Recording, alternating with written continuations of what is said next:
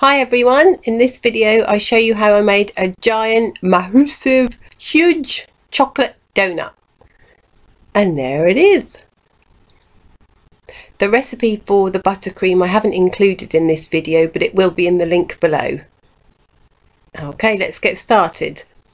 First of all, I weigh out 8 large eggs in their shells, and this particular one came to 501 grams. I now weigh exactly the same weight in butter, so 501 grams in butter, and the same in caster sugar, 501 grams of caster sugar, and beat that all together until it's nice and creamy. Once that's combined, I give it a good old scrape down, and then I add the 8 eggs, one at a time, until they're all combined.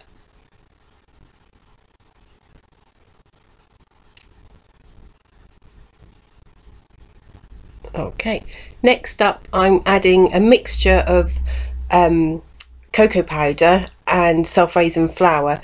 Now to make it to the 501 grams I added 426 grams of self-raising flour and 75 grams of cocoa powder, and they're all sifted together, and then mix them all in until that's all combined.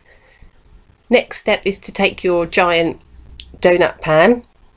This is a really good one as it's a flexible one, and you give it a really good buttering all over, and as it's a chocolate one, dust it with cocoa powder, as if you'd done it with flour it would give sort of a white sort of tinge around the edge of the cake. And then shake off any excess. Okay, and then spoon in half of the batter into one of the donuts and the other half into the other, and then smooth it out as best you can. This does make quite a lot of batter, and I have done that on purpose, as I sort of wanted it to come quite high up over the edges so that when I cut it I could get a nice straight donut innard.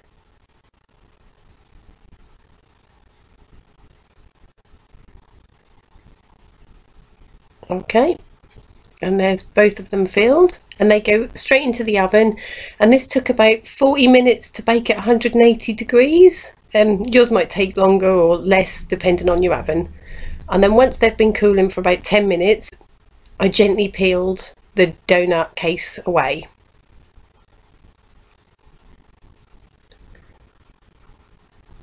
Okay, and flip that out to cool completely.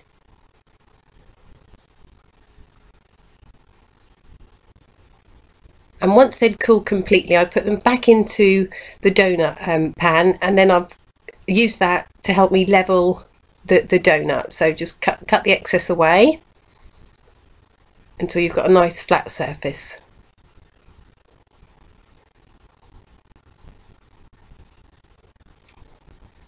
And then once you've done that, you can put it on your serving plate, and using buttercream and a Wilton 1M tip, I'm just making little swirls around the outer edge, as this part you'll see of the donut, so that'll be a nice little attractive feature. And be quite generous with it, and keep going until it's all filled in.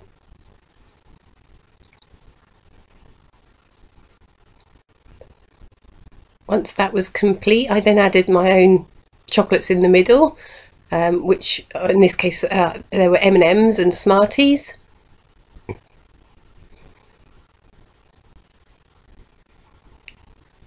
Again, be nice and generous, you want some in every slice.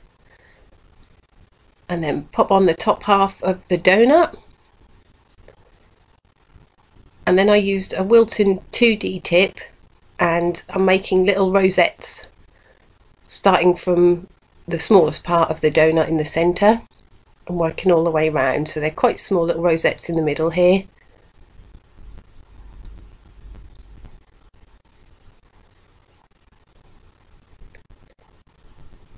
And then slightly larger as they come out to the edges of the donut, and keep that process going until you're all completed.